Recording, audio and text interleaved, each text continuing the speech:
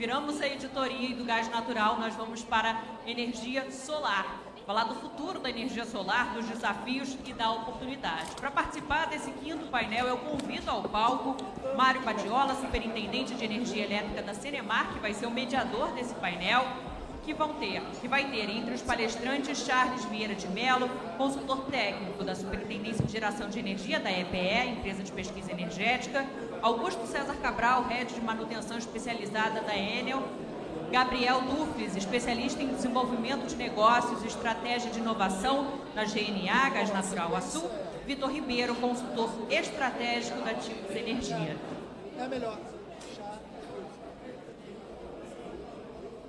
É até mais fácil. No seu caso, você fica aqui. Deve ficar de sequência da...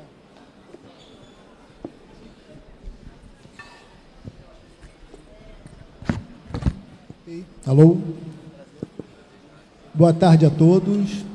Primeiro agradecer aqui aos panelistas, aos presentes. Bem-vindos ao painel solar. Nada como falar no painel solar com todo esse sol que está aí fora. Convido a todos a usar o protetor solar também, né, porque é super importante. E antes de iniciar, eu queria passar algumas informações e curiosidades, né? A descoberta de que a energia, que o Sol produzia um efeito voltaico, poderia criar uma energia elétrica, o efeito fotovoltaico, ocorreu em 1839. Depois disso, 120 anos depois, os painéis solares foram utilizados em satélites. Foi a primeira utilização. Depois disso, a gente só ficou vendo painel solar em filmes de ficção científica. Aí, depois disso, 54 anos depois, em 2012, quando a ANEEL criou a regulamentação dos créditos de energia injetada, o crescimento da energia solar foi exponencial. Para ter uma ideia, em 2019, existiam 180 mil painéis no Brasil inteiro. Em menos de 6 anos, isso passou para 4 milhões de painéis, sendo 24% da matriz elétrica.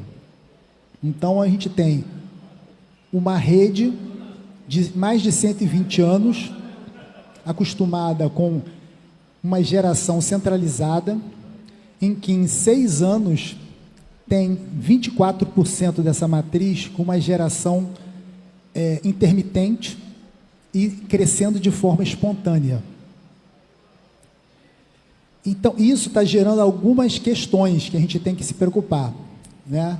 A gente, para poder ter uma ideia, em novembro de 2023, houve um primeiro apagão relacionado à geração solar, né? Após isso, houve uma mudança na metodologia de proteções do ONS e, no último Dia dos Pais, quase nós tivemos um apagão, nós tivemos uma iminência. Então, isso mostra que esse tipo de energia é uma energia que ela é muito recente, em cima de uma estrutura bastante conservadora e que tem que ser trabalhada. Então, o que acontece? Quando você tem muita geração e pouco consumo, isso pode desequilibrar o nosso sistema. E aí, para isso, a gente precisa de tomar certas precauções, curto, médio e longo prazo.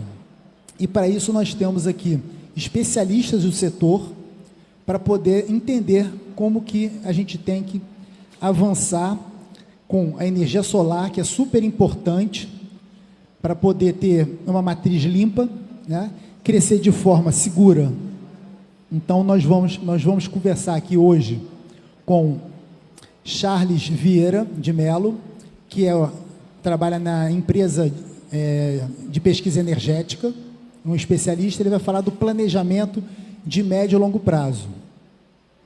Augusto César, que é da distribuidora Enel, que vai falar como que a rede sofre nessas questões, nesse sistema, nesse novo elemento que está na rede e como que pode ser trabalhado. Vitor Hugo, que é da Timos Energia, que é um especialista de mercado e regulação, que vai nos falar sobre como que a tarifa, né, a regulação pode direcionar o setor, né, esse novo tipo de geração, para poder garantir que o sistema fique equilibrado. E Gabriel Duflis. É um nome um pouco difícil, também diferente, que nem o meu, Badiola. Então, assim, ele vai falar, ele é da empresa GNA, que é uma empresa geradora de gás natural. Aí você vai pensar, o que uma geradora de gás natural está aqui nesse meio, né? Na verdade, ele vai falar sobre uma política pública que faz com que uma empresa de gás natural tenha um incentivo para poder utilizar uma energia limpa, como a solar, para desenvolver uma questão social e econômica de uma determinada região. Então, vamos começar com o Charles. Boa tarde. Charles. Me escutam? Pode falar. Obrigado, Mário. Primeiro, agradecer. É um prazer pela EPE estar aqui falando um pouquinho sobre o planejamento setorial, planejamento energético. E começando, complementando um pouco a sua introdução, né? Conversando agora na hora do almoço com o Matheus Noronha, ele me relembrou que tivemos um reporte lançado agora há pouco tempo da EIA, então a Agência Internacional de Energia, e nesse reporte a energia fotovoltaica, a energia solar, é responsável por 70% da expansão de energias renováveis no mundo. Então não é uma questão só brasileira, né? Sim. A gente está falando aqui de um dos grandes motores da expansão de capacidade instalada global.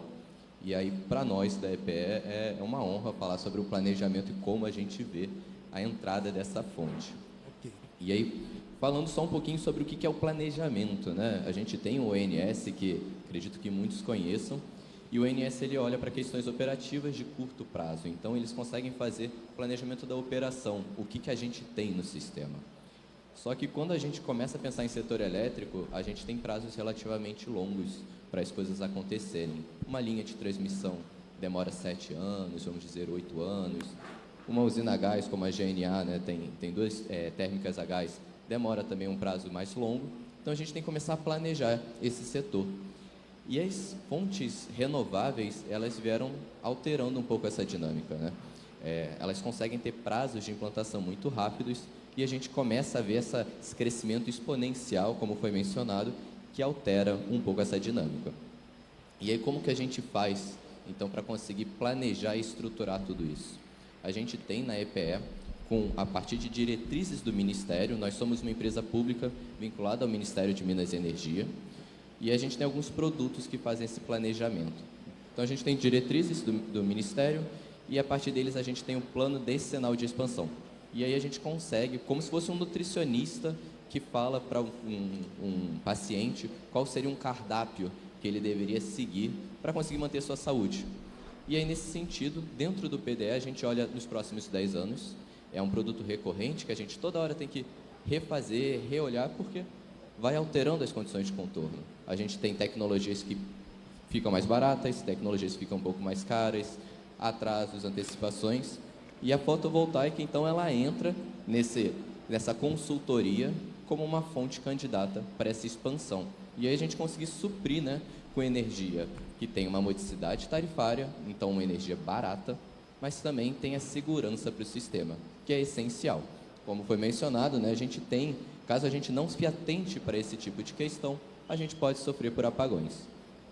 E aí, a fonte fotovoltaica ela tem um diferencial, como foi mencionado, porque ela pode ser centralizada, e aí com isso ela entra no nosso planejamento como uma fonte candidata, alguém que está lá competindo, então, com gás natural, um biometano, por exemplo, um outro tipo de fonte, hidrelétricas, mas ela também pode vir pelo lado do consumidor, a partir, então, de uma geração distribuída.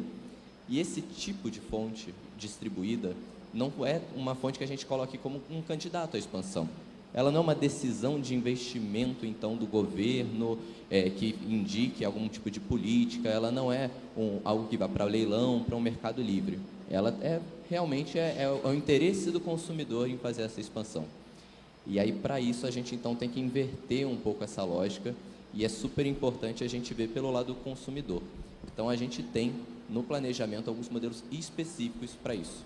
E aí fazer uma campanha para os meus colegas dos estudos econômicos, eu sou da geração de energia, de outra superintendência, mas a gente tem um modelo aberto, público, e que vale super a pena para comercializadoras, para geradores, para entender como que é feita essa modelagem pelo planejador, que ele olha a parte de tecnologias disruptivas, elas tendem a ter uma curva de expansão. Então, a gente, todo ano, sequencialmente, a gente faz esse modelo e vê qual o interesse que essa curva, né, que esse agente descentralizado tem de instalar essa nova tecnologia. E vem sendo muito grande, acho que todo mundo sabe, né? A gente teve, se eu não me engano, 43 gigas nos últimos 2 meses, algo nessa ordem de grandeza, de MMGD. Então, já seria algo equivalente à segunda capacidade instalada maior para o país. Então, é realmente uma fonte que a gente tem que olhar e a gente tem que, toda hora, melhorar, detalhar, para conseguir, então, manter essa segurança. E aí, falando um pouquinho sobre esse modelo, né? Há pouquíssimos meses a gente lançou em código aberto, pouquíssimos meses a gente atualizou o código aberto desse modelo, agora considerando também baterias. Então, a gente começa a ver o incentivo de termos armazenamento também no lado da distribuição. E também tivemos o recálculo, então, da expansão nos cadernos do PDE 2035. E a gente está falando, para 2035, entre 61,4 e 97,8 gigawatts de capacidade instalada. Então, hoje a gente está falando ali aproximadamente de 250, por aí, de capacidade instalada, a gente já teria 100 gigawatts. Então, realmente, é um cenário de expansão, é uma fonte que a gente tem que se atentar, tem muitas características positivas, tem preços muito, muito baixos para fornecimento de energia, mas demandam para a gente outros atributos, como, por exemplo, então, os leilões de capacidade, para poder prover aquela rampa que a gente espera ao pôr do sol, que a gente tem uma maior carga. Podem ter, então, incentivos a baterias. Então, a gente está começando a falar sobre um LRCAP, né, um leilão de reserva de capacidade na forma de bateria. Foi lançada a portaria há poucos dias. Então, o nosso trabalho no momento é esse, a gente conseguir ver os atributos positivos da fonte, que tem, em conjunto com o demais pacote de soluções que vão permitir uma expansão segura e saudável do sistema. Obrigado, Charles. Assim, é algo que, por um lado, assusta, né? Porque em 5 anos e daqui aos próximos 10 anos duplicar, triplicar, mas o importante é que a gente enxerga que existe alguém com competência, um órgão com competência, olhando isso e buscando soluções, né? E aí isso vai estar vindo na sequência, né? Porque o planejamento tem que planejar, depois a distribuição e os agentes têm que implementar esse planejamento, né? Então, assim, essa velocidade tem que estar num time de tal forma que suporte todo essa avalanche que vai estar chegando. Então, Augusto, a gente está falando aqui de segurança do sistema, desequilíbrio do sistema por conta desse novo tipo de geração que tem características próprias e que surgiu há pouco tempo, né? Em tese, a gente está falando de uma rede que tem um tipo de proteção específico e que agora tem que olhar para esse novo tipo de geração e se adaptar. Você, como especialista de proteção de sistemas e já ter trabalhado no ANS, é super importante nesse debate para poder mostrar o que está sendo feito. Então, assim, na ponta, né, na redistribuição, no consumidor, é quem sofre esse tipo de questão. O que a Enel tem feito, tem planejado e implementado para poder se adaptar porque esse tipo de geração diferente, ela é intermitente, né? Até o Charles falou, você tem assim, começa 6 da manhã, o sol aparece, cresce, de 10 da manhã até acho que 2 horas da tarde é o ápice, e essa geração cai abruptamente. E, ao mesmo tempo, tem que ser complementada com outro tipo de geração. E nesse meio tempo, o fluxo da geração pode inverter. E isso acaba confundindo a proteção do sistema. E ao confundir a proteção do sistema, ele começa a se desequilibrar, ele pode desarmar. É que nem um disjuntor em casa, você cria um curto-circuito e desarma lá. Então, só que a distribuidora ela tem que enxergar que isso existe, que está acontecendo, e tem que se adaptar. O que está sendo feito? Então, estão me ouvindo bem? Boa tarde a todos.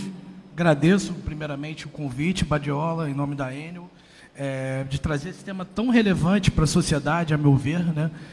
Que impacta a vida de todo mundo. Todo mundo conhece o transtorno que vai ficar sem energia, cada vez mais, ainda mais no ambiente pós-pandemia, muita gente trabalhando em home office, inclusive nós da Enel também temos ainda esse esquema de trabalho, e entendemos completamente as dificuldades imputadas, né, por esse modelo. Como você falou da intermitência, está engraçado, aqui um lugar bonito, você vê que hoje está um céu de brigadeiro, então para o nosso colega da EP, né, hoje está fácil fazer a previsibilidade ali da energia. Você sabe que ao meio-dia vai ter o pico até 2 da tarde, e você sabe que às 17 horas está terminando, ok?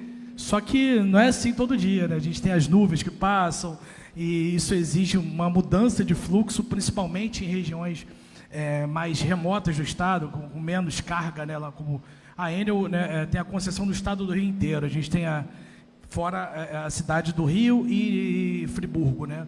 Mas a gente tem lá uma região metropolitana muito grande, que abrange Niterói e São Gonçalo, com cargas concentradas, mas também temos cargas mais distribuídas, como Campos, né, Macaé, alguns pontos de Macaé, tinha um colega de Macaé no último painel, comentou aqui, né?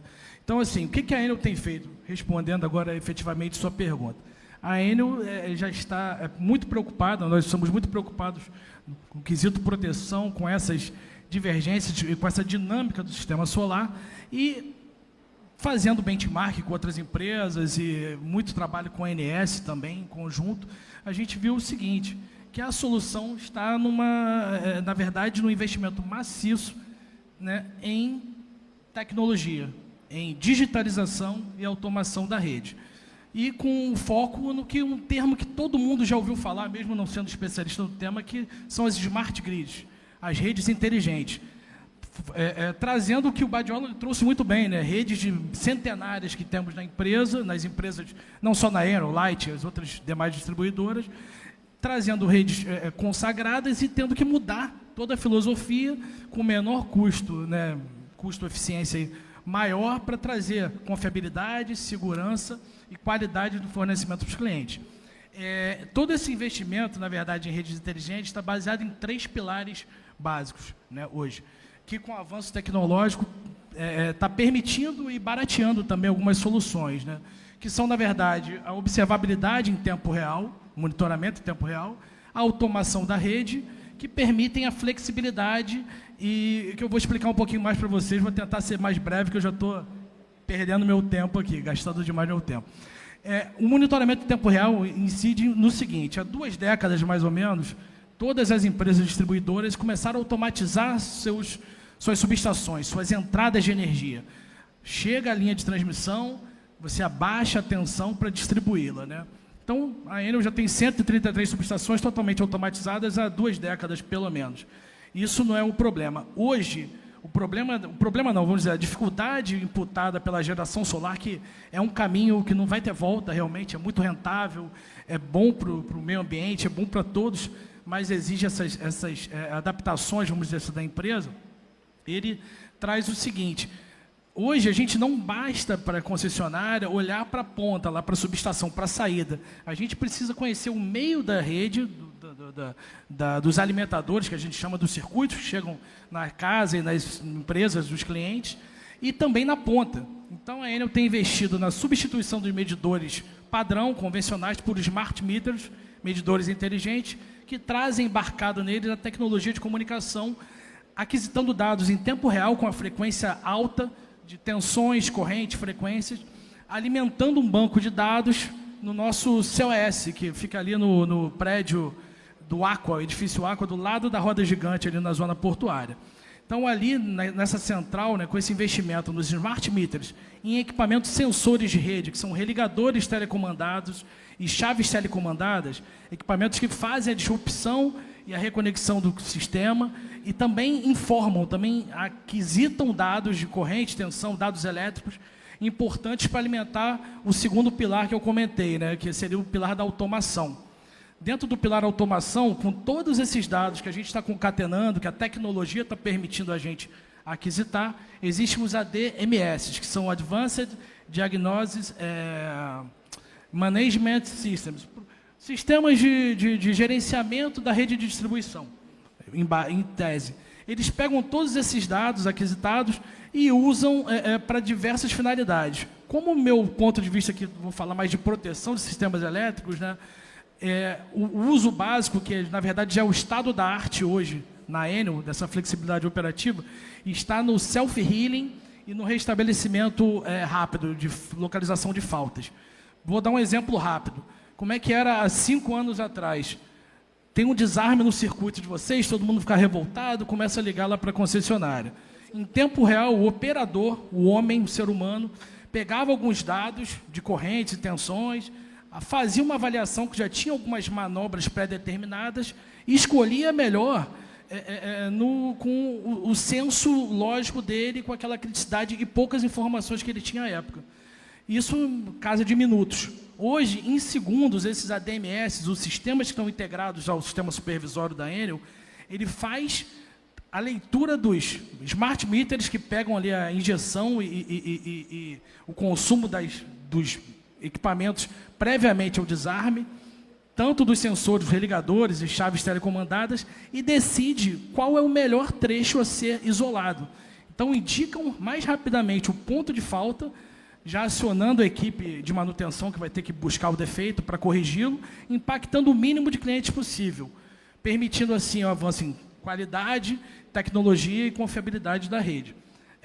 E hoje, hoje o estado da arte da proteção também diz o seguinte: nós temos um protótipo das proteções adaptativas, que é um tema que já está sendo falado, eu ouço falar há pelo menos 15 anos, eu estou nesse métier já há uns 20 anos desde que eu me formei, mas proteção adaptativa era uma coisa, para mim, ficcional há 20 anos. Eu pensei que eu fosse ver quando já tivesse para me aposentar, e já chegou, né? Então, hoje nós temos protótipos, 2 alimentadores já com protótipo, onde, ao invés de aguardar um desligamento provocado em função da geração distribuída, normalmente indevido e normalmente em regiões onde você tem uma geração muito alta e carga baixa, como no noroeste do estado, como eu citei aqui.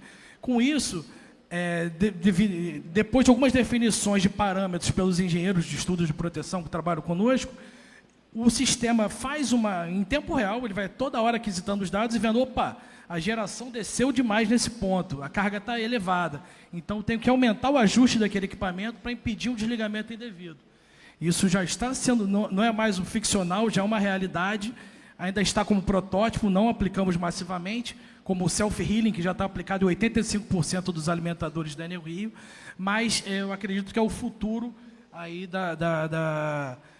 o início, né, do futuro aí na parte de proteção e controle da integração da geração distribuída solar, principalmente, que é muito dinâmica e realmente varia muito. E só nos últimos 5 anos, com esse boom que o Badiola falou, novamente você falou muita coisa que eu ia falar, muito boa a introdução. Com esse boom, né, da geração, esse insumo absurdo que a gente viu nos últimos 5 anos, nós também da distribuidora tivemos que acelerar todo o processo para tentar nos adequar e trazer a qualidade, segurança e tudo que o cliente precisa, né? Sempre com foco nele. Acho que é isso, Badiola.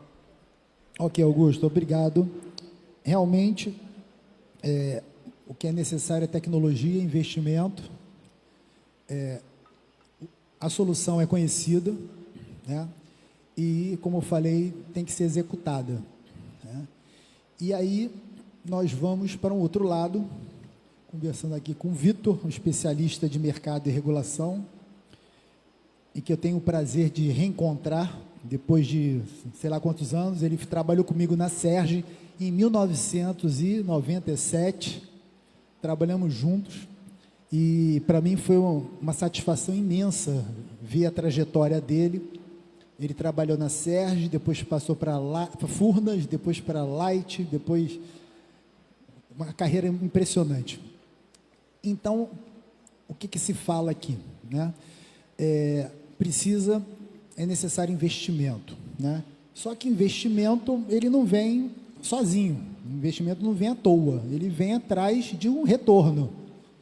Então, isso, para poder conectar tudo isso, o que nós temos?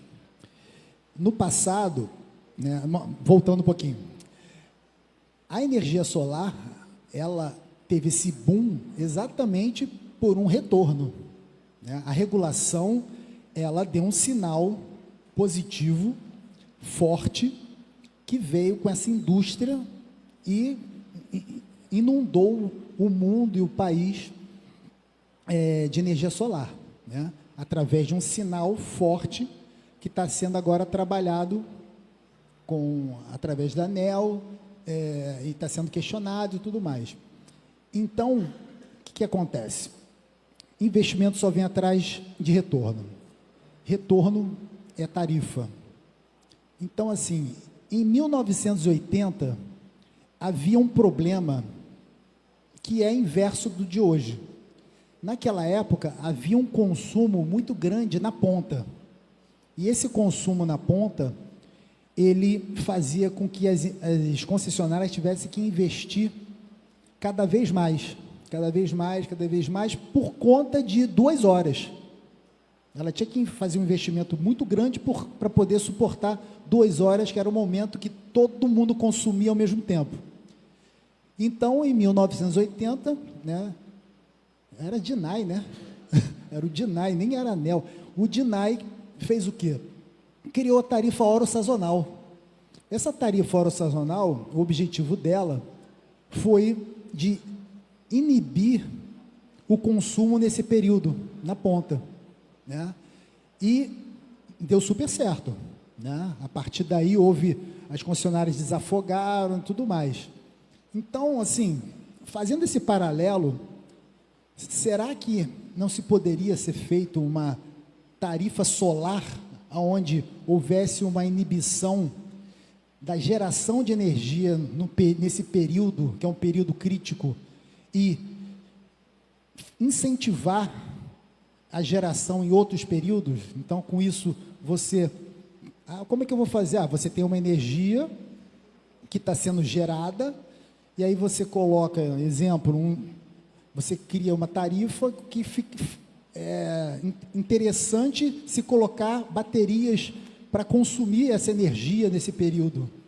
E aí, posteriormente, você vende essa energia no horário que está faltando, né? Isso não seria pensado? Existe isso em outro país? Como é que é isso, Vitor? Mário, você fez um paralelo muito interessante, né? Porque lá na década de 80, na tarifa oro-sazonal, é um sinal econômico para a mudança do comportamento do consumidor. O consumidor consumia na ponta, exigia investimento, você mudou. No caso da solar é um pouco diferente. E aí eu vou fazer um paralelo didático, porque muitos colegas aqui não estão no dia a dia do setor, tá?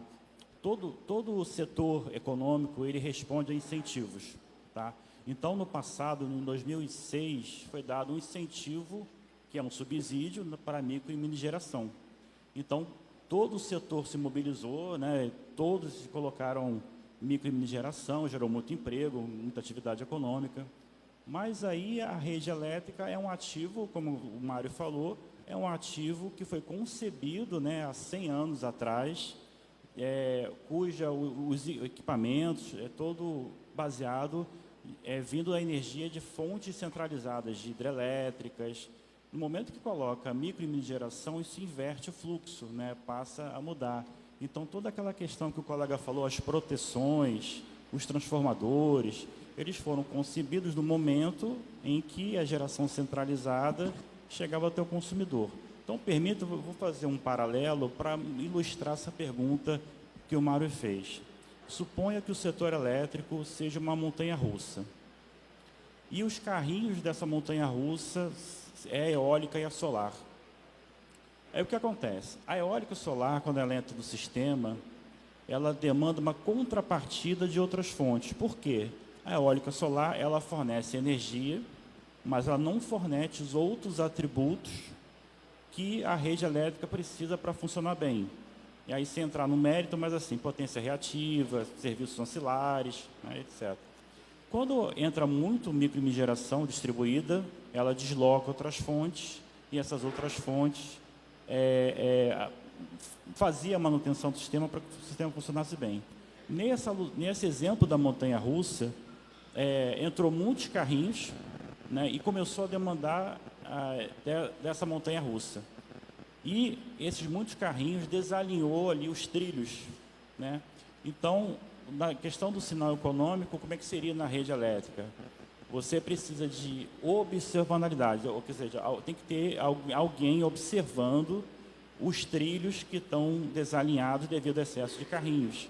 Aí vem o que o colega falou, smart meter, né, são os sistemas computacionais, o SCADA, aí ADMS, DERMS, né, e aí avisa, lá, olha, tem muito carrinho, você tem que parar. Então, na sua alusão da tarifa oral sazonal, seria o seguinte: o parque deixar de funcionar a determinado horário. Mas qual é o resultado que proporciona maior benefício econômico?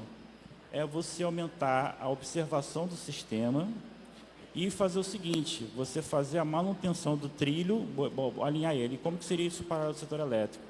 Você determinar tarifas para que a bateria entre nos lugares onde tem muita microgeração para liberar e não causar o fluxo reverso, prejudicar as proteções. Agora, a distribuidora, aí vem a questão do sinal econômico. No passado, em 2006, começou o subsídio à microgeração e fonte solar. Faltou o sinal econômico para a distribuidora modernizar o SCADA, o ADMS, o DERMS. Então, está nessa linha agora de fornecer o sinal técnico econômico para as distribuidoras modernizarem e poder calcular essas tarifas que você falou. Ok. Isso mesmo, Vitor. Mais uma vez, a solução existe. Né? A competência existe. Temos só que pensar no time para a utilização dela. Bom, agora vamos falar com o Gabriel, né, que está aqui. A gente está falando de painel solar, energia solar, e ele é da GNA. Então, vamos falar de um caso prático de política pública em que, através de uma grande empresa, se consegue proporcionar um desenvolvimento social e econômico de uma determinada região para equilibrar, né, essa força. Então, Gabriel, explica um pouquinho aí como é que está sendo, né, na verdade, está sendo essa experiência de trabalhar nesse projeto, que é um projeto que veio do governo num decreto 49.703, não é isso? Desse ano, né? 49.703, né? Desse ano. E está super recente, e aí conseguiu proporcionar esse tipo de projeto. Como é que você está a cargo dele, né? A gente já teve algumas reuniões. Como é que está sendo para você capitanear isso? Maravilha. Em primeiro lugar, boa tarde a todos. Gostaria de agradecer a Cinemar aqui na pessoa do Badiola o convite para estar aqui nesse painel. E você roubou justamente a minha brincadeira. Falar, poxa, estou aqui representando uma empresa de gás natural que a gente está fazendo num painel aqui sobre energia solar. Isso é fruto de uma política pública desenvolvida pelo governo do Estado, que é a Lei de Compensação Energética, que é a Lei 10.456 de 2024, que foi recentemente regulamentada pelo decreto que você mencionou, que para as usinas termoelétricas a gás natural cria-se uma contrapartida na qual um percentual do valor que a gente investe na compra do combustível, seja ele nacional ou importado, seja direcionado para investimentos de projetos em compensação energética no estado do Rio de Janeiro. E o que seriam esses projetos de compensação energética? basicamente projetos de energia renovável, projetos de compensação e projetos de eficiência energética em instituições públicas, prédios, ONGs, iluminação pública, etc. E também para fomentar estudos relacionados a essa temática. Nesse sentido, com esse mandamento legal que a GNA tem, a gente começou a compor um portfólio de projetos para poder desenvolver nos próximos anos. No último painel foi mencionado aqui que a gente está falando até pelo menos ali até 2032 que a gente precisa investir esses recursos. E o primeiro projeto que a gente selecionou e que a gente lançou junto com a Cinemar e vem trabalhando para desenvolver é o projeto da primeira fazenda agrissolar do Sudeste. E o que é uma fazenda agrissolar? Vocês viram ali na entrada do auditório um inversor e 2 painéis solares. Esse projeto ele basicamente combina a geração de energia solar com o uso do solo para agricultura barra pecuária. Infelizmente eu não pude mostrar uma imagem aqui para vocês, mas imagine que a gente estaria instalando os painéis a uma altura maior do que se geralmente instala, em torno de 3 a 4 metros de altura. Esses painéis, eles são translúcidos, então eles não são painéis solares convencionais. Inclusive, essa é uma tecnologia proprietária de uma empresa alemã chamada Sunfarming, que é uma parceira nossa no projeto. Esses painéis permitem que a luz solar passe e que o solo abaixo possa ser utilizado por outras coisas, principalmente agricultura e pecuária. Então, esse projeto que a gente está desenvolvendo, dessa primeira fazenda agrissolar, é um projeto que tem 1,5 MW de capacidade, com um investimento estimado em torno de 15 milhões de reais. Ele é um projeto mais caro por conta da tecnologia diferenciada e é um projeto que vai ser instalado na Escola Técnica Agrícola Antônio Sarlo, fica no município de Campos dos Goytacazes, no norte fluminense. Essa escola pertence ao ENF, né? Então é mais um parceiro que a gente trouxe para o projeto. E ali é uma área bastante carente do município, né? Então, como o Badiola comentou, a gente tem um olhar para a utilização desse recurso, não só do ponto de vista do atendimento aos requisitos da Lei de Compensação Energética e seu decreto, mas também como fomentador do desenvolvimento social.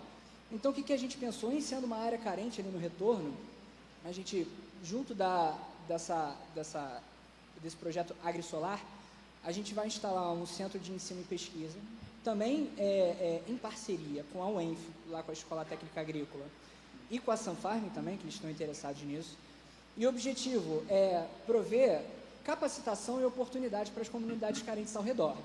Então, a gente não só vai gerar energia, como também, principalmente do ponto de vista de ensino técnico e profissionalizante, os vetores de energias renováveis, instalação de painéis solares, ensino técnico agrícola também, que é uma questão muito interessante, para poder efetivamente gerar retorno social, não só o benefício de transição energética. Então, assim, esse é um projeto, a gente gosta muito dele, que ele é projeto assim, 100% de desenvolvimento sustentável. Porque, de um lado, a gente está pegando um recurso que é gerado através da compra de um combustível fóssil para fomentar o desenvolvimento de uma tecnologia solar, ou seja, transição energética na veia de um lado e, por outro lado, também o desenvolvimento sustentável da comunidade local. Obrigado, Gabriel. Isso é muito bonito, né? Conseguir fazer esse tipo de trabalho, né? Pegar o dinheiro e transformar em desenvolvimento social é o que a Cinemar vem fazendo, né? Bom, agora a gente vai partir para a reta final. Então, eu gostaria de considerações finais, assim, uma mensagem do que cada um de vocês aí imagina, que vem pela frente, o que pode ser feito para a gente conseguir avançar no máximo possível de crescimento sustentável. Charles. Perfeito. Bom, primeiro agradecer. Eu acho que a primeira coisa a ser feita está sendo feita agora, né? Que é juntar todo mundo para poder discutir sobre o setor, a gente conseguir ter essa convolução de ideias, né? Cada um apresentando um lado, e isso já começa com um desenvolvimento muito bom para todos. Então, são diferentes cenários e pelo menos a EPE tem muito essa visão de tentar conversar com o setor e conseguir trazer esse conhecimento para o planejamento. Para a gente de longo prazo, o setor é muito dinâmico, está em um contexto agora ainda mais dinâmico, com fontes instalando muito mais rápido, a gente tem novas regulações, novas fontes, então vão ser anos bastante animados, eu diria. A gente espera ver, né, que a gente saia com um setor ainda cada vez mais seguro, com modicidade tarifária e muito trabalho. Então, é isso, agradecer o convite. Muito obrigado. Obrigado, Charles. Augusto, sua mensagem aí do que a gente vocês têm sofrido e que vocês vêm a não sofrer mais. Não, exatamente. Primeiro, agradecer novamente o governo do Estado, a Cenemar, Badiola, pelo convite, né, que é importante para a Enel trazer para a sociedade as dificuldades que a concessionária tem também, né, que às vezes algumas críticas acontecem, mas a sociedade não enxerga toda a dificuldade, questão de investimento, que nos outros painéis também foram tratados. O colega Charles da EPE comentou também das dificuldades de investimento. Você vê mais na parte de transmissão, geração, mas a gente na cadeia de distribuição também sofre bastante com isso, né? A gente acaba interagindo mais com a ANS, né, do que com a EP, de qualquer maneira. Mas, assim, eu queria dizer o seguinte, ainda temos um caminho longo pela frente, realmente, tem muitas oportunidades no mercado, muitas novidades, complementando, né, o ADMS é o início de tudo.